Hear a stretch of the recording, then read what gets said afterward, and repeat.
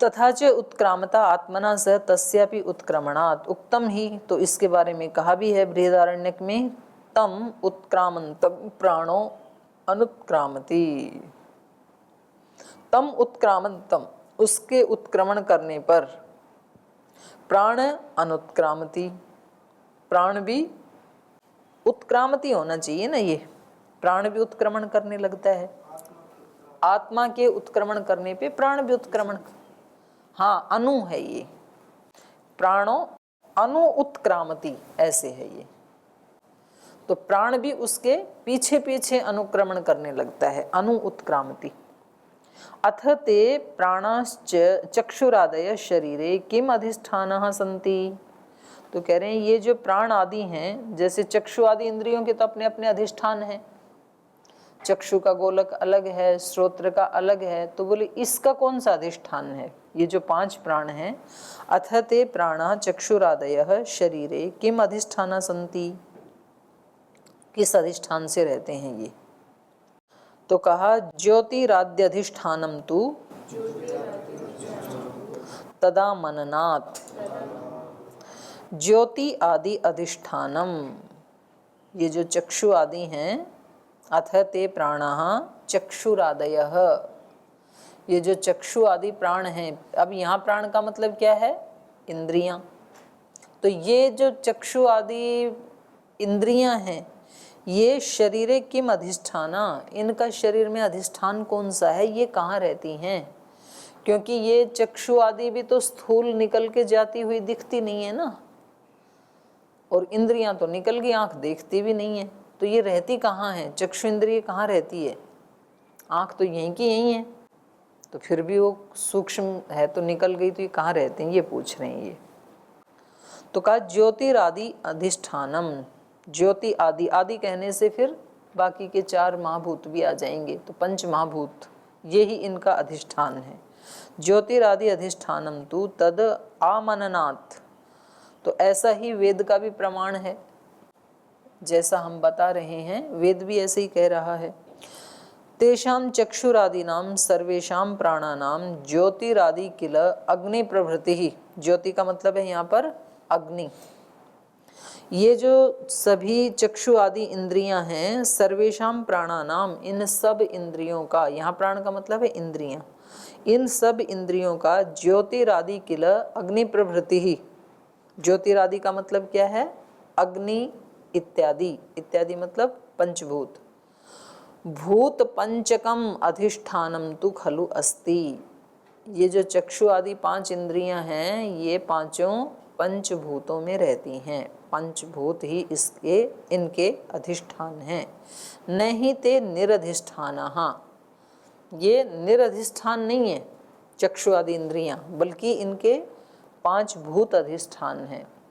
शरीरस्य पांचभौतिकत्वात् तेषां भूतपंचकेन अधिष्ठानेन भवितव्यमेव, तो कह रहे हैं शरीर भी क्या है हमारा, 5 भौतिकत्वात्, 5 भूतों से बना हुआ होने के कारण, तेषां भूतपंचकेन अधिष्ठानेन भवितव्यमेव, तो वो 5 भूतों से शरीर बना है, शरीर में 5 इंद्रियां रहती हैं, तो इसलिए भूतपंचकेन, इन 5 भूतों के द्वारा ही अधिष्ठानेन, अधिष्ठान रूप में भवितव्यमेव होना चाहिए। इंद्रियां कहाँ रहेंगी, शरीर में, शरीर किससे बना, 5 भूतों में, तो इंद्रियां कहाँ रहती हैं, 5 भूतों में, तो 5 भूतों में ही प्रतिष्ठित हैं।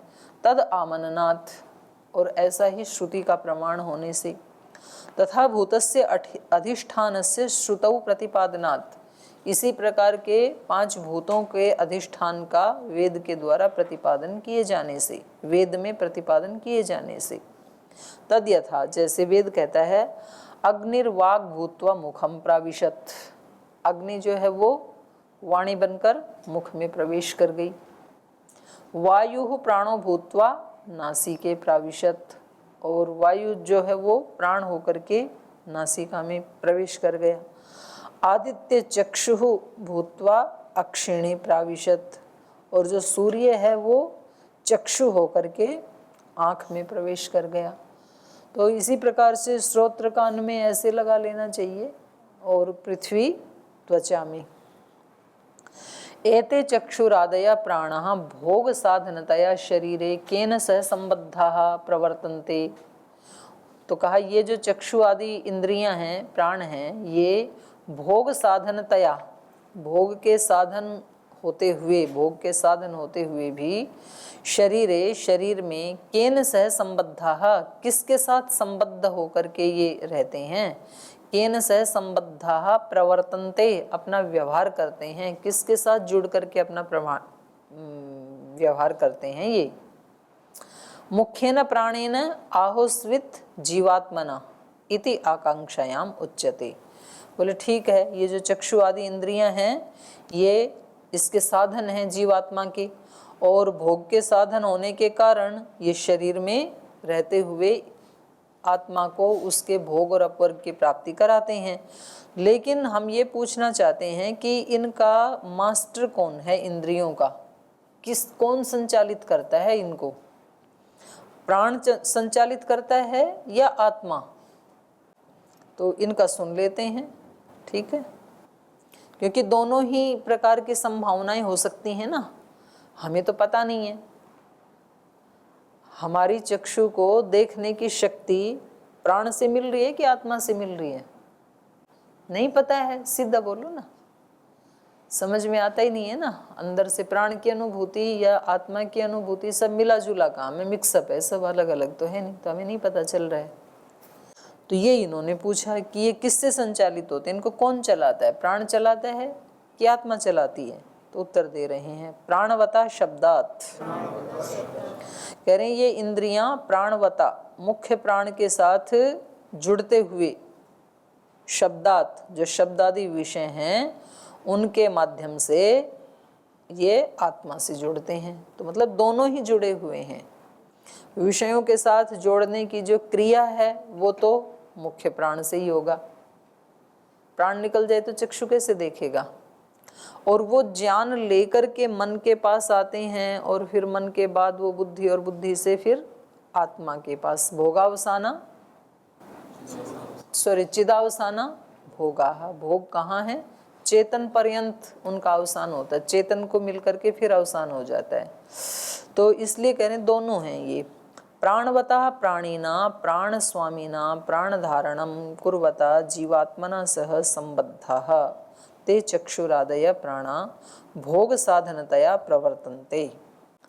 प्राणवता प्राणिना, जो प्राण से युक्त प्राणी हैं उनका, प्राणिना प्राण स्वामिना, प्राण का जो स्वामी है वो हो गया जीवात्मा, तो उस जीवात्मा के द्वारा प्राण धारणम कुर्वता, प्राणों को धारण करते हुए, जीवात्मना सह संबद्धाः, जीवात्मा के साथ ये संबद्ध हैं। कौन, ते चक्षुरादयः, ये चक्षु आदि जो प्राण हैं, ये चक्षुरादयः प्राणा भोग साधनतया प्रवर्तन्ते, आत्मा के भोग के साधन के रूप में ये प्रवृत्त होते हैं। आत्मा के भोग या अपवर्ग दोनों कह लो, इन्होंने भोग कहा क्योंकि सारी इंद्रियां आत्मा के भोग और अपवर्ग के लिए प्रवृत्त हुई हैं। तो ऐसे ही ये प्राण भी आत्मा के भोग के लिए प्रवृत्त होता हुआ, ये इंद्रियां भी पहले प्राण से जुड़ती हैं और प्राण की सहायता से आत्मा के लिए भोग का साधन बनते हुए फिर आत्मा से जुड़ जाती हैं। प्राणवता प्राणिना प्राण स्वामिना प्राण धारणम कुर्वता, जब वो आत्मा प्राणों को धारण कर रहा है तो धारण करते हुए ही जीवात्मना सह संबद्धाः, जो धारण कर रहा है तो वो उसके साथ संबद्ध हो ही गया ना, तो प्राण इसके साथ संबद्ध हुआ, जीवात्मना से संबद्धा। ते चक्षुरादय प्राणा, और ये जो चक्षु आदि प्राण अर्थात इंद्रियां हैं ये भोग साधनतया, भोग के साधन बनते हुए प्रवर्तन्ते, प्रवृत्त होते हैं। तस्मै प्राणवते जीवात्मने भोगम साधयन्ति इति हेतोश्च तेन प्रयोक्तव्यः ते। तो कह रहे हैं तस्मै प्राणवते जीवात्मने, वो जो प्राण वाला जीवात्मा है, क्योंकि प्राण किसके अधीन है, जीवात्मा की, तो जीवात्मा कैसा हो गया, प्राण वाला, और वो जो प्राण वाला जीवात्मा है उसके लिए तस्मयी प्राणवते जीवात्मने, उस प्राण से युक्त जीवात्मा के लिए भोगम साधयन्ति इति, ये इंद्रियां भोगों को सिद्ध करती हैं। इति हेतुश्च, तो इस हेतु से तेन प्रयोक्तव्या इति, तेन प्रयोक्तव्या ते, तो फिर यही कहा जाएगा कि ये उससे प्रयोग में लाए जाते हैं। उससे किससे? आत्मा से, माने आत्मा के द्वारा ये प्रयोग में लाए जाते हैं। प्राण के माध्यम से, प्राण के माध्यम से ही काम करते हैं, लेकिन करते किसके लिए हैं? आत्मा के लिए। प्राण भी आत्मा के लिए काम कर रहा है, और प्राण की सहायता से जो इंद्रियां काम करती हैं ये भी आत्मा के भोग के लिए ही हैं। तो इनका असली स्वामी कौन हो गया? जीवात्मा। जीवात्मा ही मालिक हुआ असली। इन्होंने पूछा था ना किससे संबद्ध है, इनका बोस कौन है, तो असली बोस तो जीवात्मा है।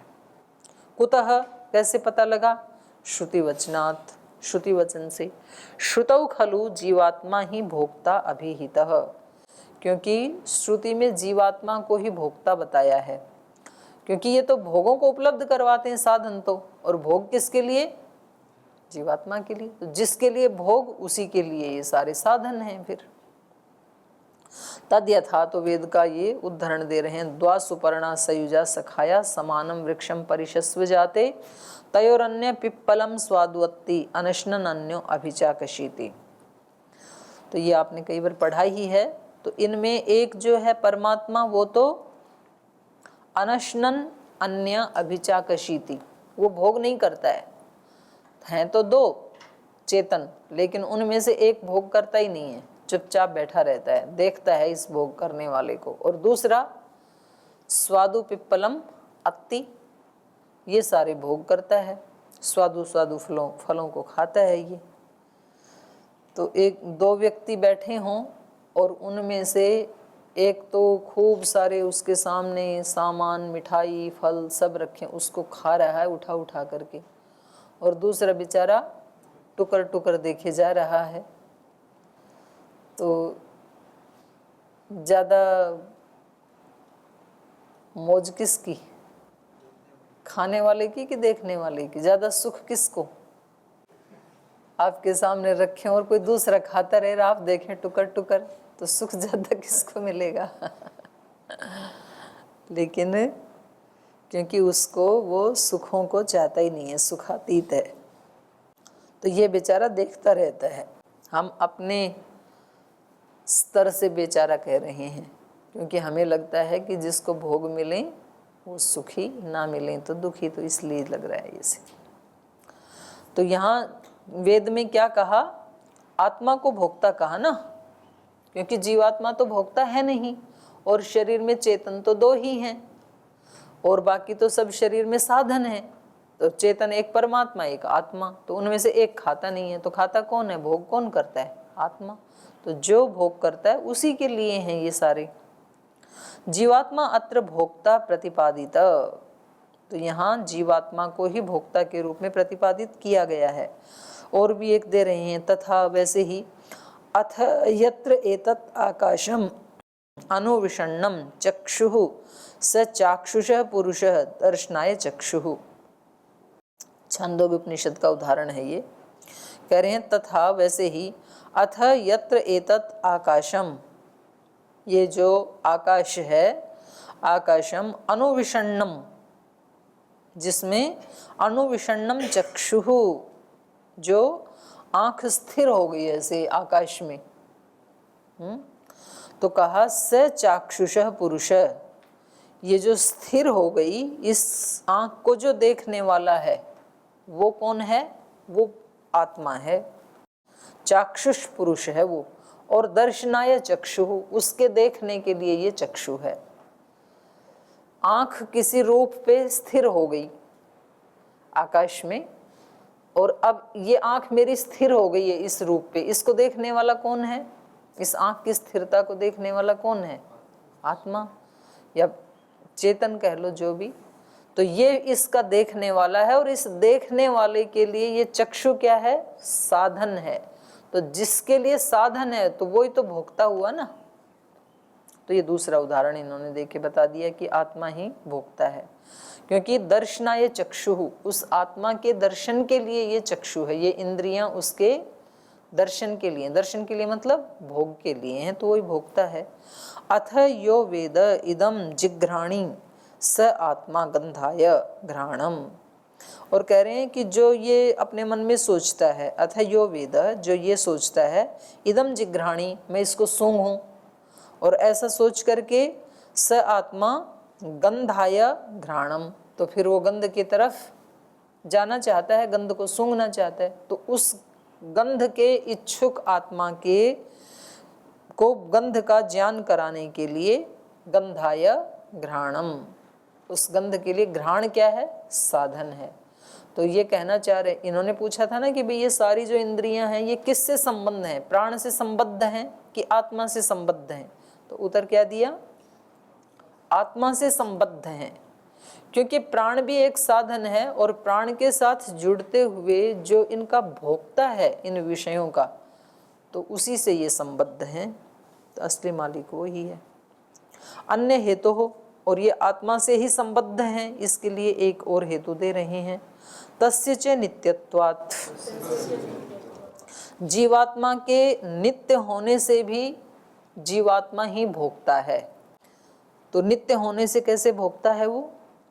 अथ च अयम अन्यो हेतु जीवात्मनो भोक्तृत्वे तस्य जीवात्मनो नित्यत्वात्।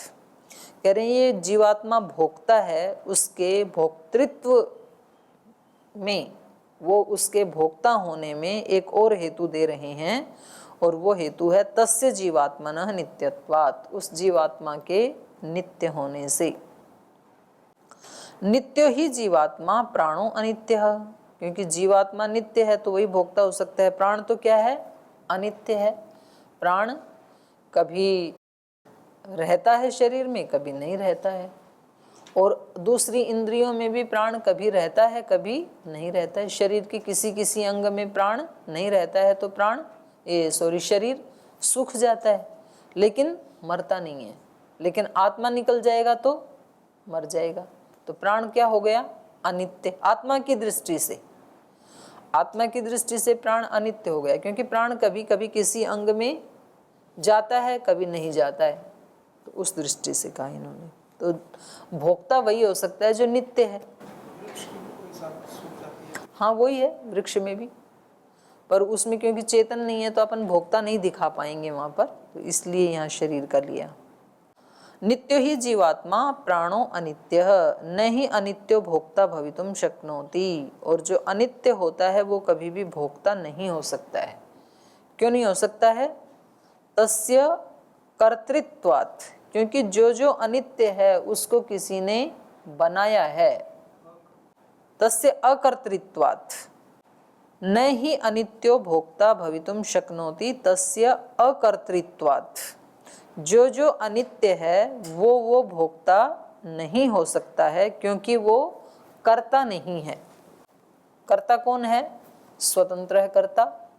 ये उदाहरण देते हैं ना, तो वो कर्ता कौन है? आत्मा। क्योंकि आत्मा ही सोचता है कि मैं देखूं, सूंघूं, और फिर इसकी इस भोग को पूरा करने के लिए साधन के रूप में आता है चक्षु या घ्राण। तो कर्ता कौन है? कर्मों का कर्ता कौन है? आत्मा। इसलिए भोक्ता भी कौन होगा? आत्मा ही होगा। अनित्य जो है वो कभी कर्ता नहीं हो सकता है, और जो कर्ता नहीं है तो फिर भोक्ता भी नहीं है। तो प्राण क्योंकि किसी भी कर्म का कर्ता नहीं है, साधन बताया ना पहले, तो इसलिए ये भोक्ता भी नहीं है। यो ही कर्ता स एव भोक्ता इति प्रसिद्धि ही। तो सभी दर्शनों में बताया जो कर्ता होता है वो ही भोक्ता होता है।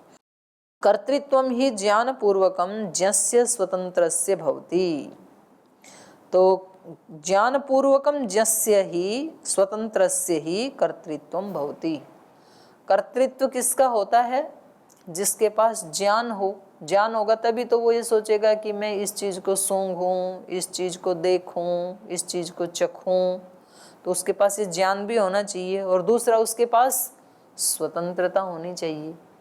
तो ये दो विशेषण हो जिसमें होंगे वो कर्ता हो सकता है। तो प्राण के पास ना तो ज्ञान है कि मैं इसको सूंघूं देखूं, और ना उसके पास स्वतंत्रता है। तो इसलिए वो कर्ता नहीं हो सकता है। कर्ता कौन हो सकता है? कर्तृत्वम ही ज्ञान पूर्वकम ज्ञस्य। कर्तृत्व किसका होता है? ज्ञाता का। और कैसे ज्ञाता का? ज्ञान पूर्वकम ज्ञस्य स्वतंत्रस्य, जो स्वतंत्र भी हो, ज्ञान पूर्वक भी हो, और ऐसा जो चेतन है या ज्ञाता है उसका कर्तृत्व माना जाता है। तो कहा स्वतंत्र कर्ता इति विधानात्, कर्ता स्वतंत्र होता है, ये पाणिनि महाराज जी ने विधान किया है। तस्मान्न मुख्य प्राणेन संबद्धः चक्षुरादय प्राणाः, इसलिए चक्षु आदि प्राण जो हैं ये इससे संबद्ध नहीं है प्राण से, बल्कि किससे संबद्ध हैं? आत्मा से। न मुख्य प्राणेन संबद्धः, मुख्य प्राण से संबद्ध नहीं है चक्षु आदि प्राण।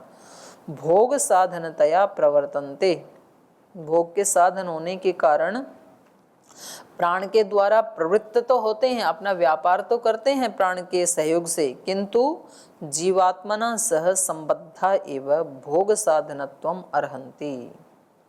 लेकिन वास्तव में संबद्ध किसके साथ हैं? जीवात्मना सह, जीवात्मा के साथ ही संबद्ध होते हुए भोग साधनत्वम अर्हन्ति, भोग के साधन हो सकते हैं ये चक्षु आदि इंद्रियां। चक्षुरादयो जीवात्मनो भोग साधनानि इत्यत्र अयम अपरो हेतुः। चक्षु आदि जो हैं ये जीवात्मा के भोग के साधन है, इसमें एक और हेतु दे रहे हैं। त इंद्रियाणि तद व्यपदेशात् अन्यत्र श्रेष्ठात्।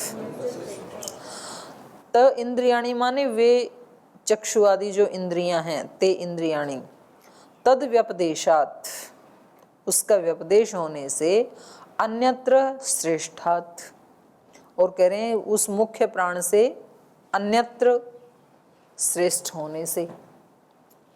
कैसे? ते चक्षुरादय प्राणा जीवात्मनो भोग साधनानि, ये जो चक्षु आदि प्राण हैं, इंद्रियां हैं, ये जीवात्मा के भोग के साधन हैं।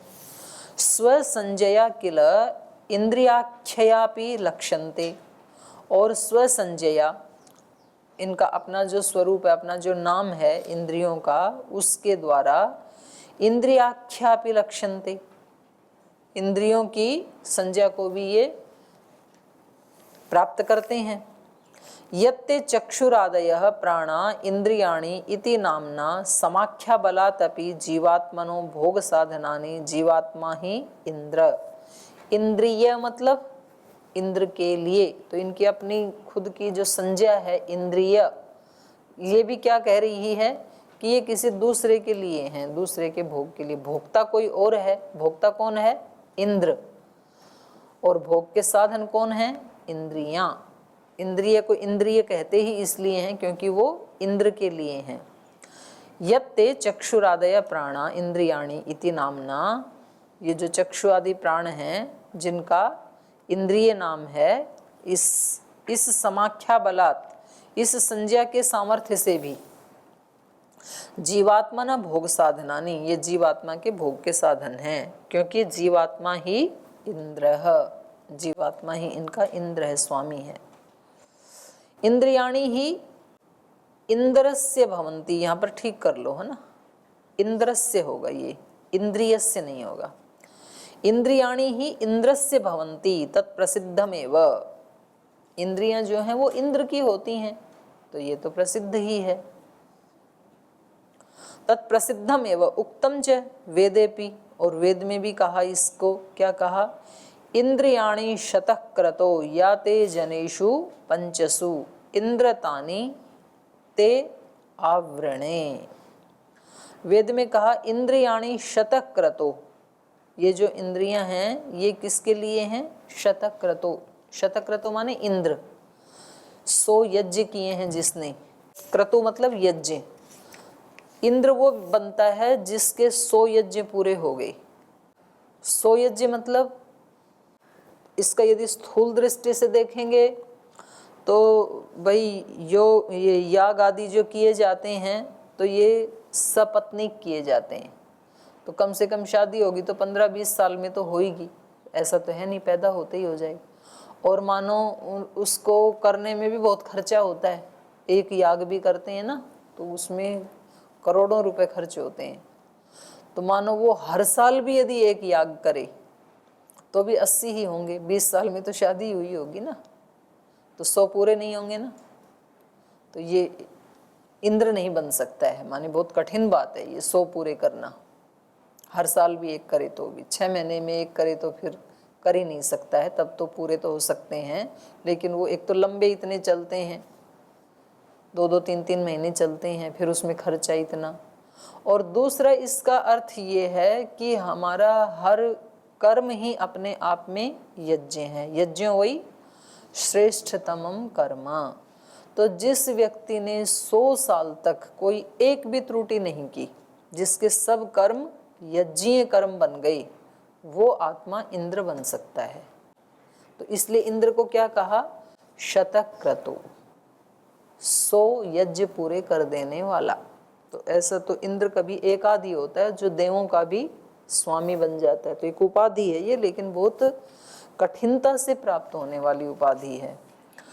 तो ये कह रहे हैं इस वेद के मंत्र से भी ये पता लगा हमें, उक्तम च वेदेपि इंद्रियाणि शतक्रतो या ते जनेषु पंचसु।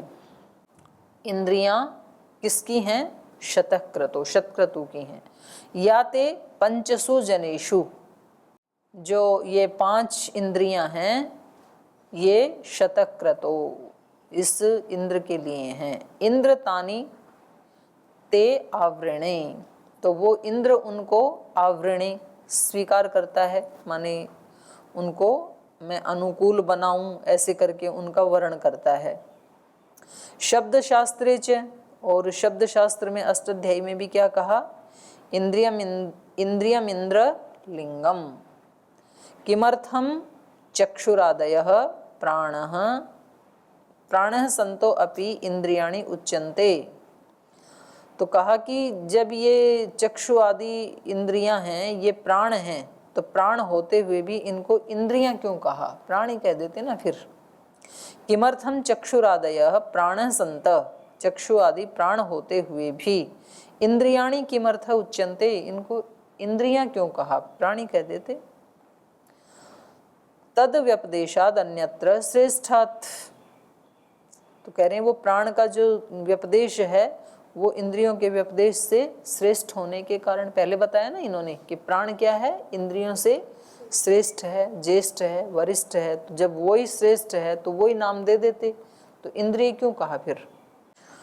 तो कहा प्राणाद भिन्न नामना व्यपदिश्यन्ते, इसलिए किया क्योंकि कहीं कहीं ये प्राण से भिन्न नाम के द्वारा भी इनका व्यपदेश किया गया। हर जगह प्राण से ही व्यपदेश नहीं किया गया, कहीं कहीं तो इंद्रियों का प्राण से व्यपदेश किया है, और कहीं कहीं तो प्राण से भिन्न इंद्रिय के रूप में ही व्यपदेश किया गया है। जैसे यहाँ पर एतस्मात् जायते प्राणः मनः सर्वेन्द्रियाणि, तो यहाँ पर मन अलग बताया और सब इंद्रियां अलग बताई, प्राण अलग बताया, तो अलग अलग व्यपदेश हो गया ना।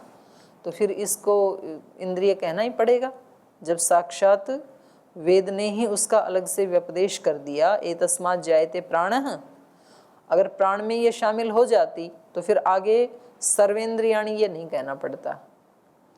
तो ते चक्षुरादय प्राणा मुख्य प्राणात भिन्ना सन इति इत्यत्र उच्यते। तो ये आगे अब बताएंगे कि ये जो चक्षु आदि इंद्रियां हैं ये प्राणों से अलग भी हैं, इनका अलग भी अस्तित्व है। तो ये हम कल पढ़ेंगे, आज समय हो गया, आज यहीं विराम लेते हैं। ओम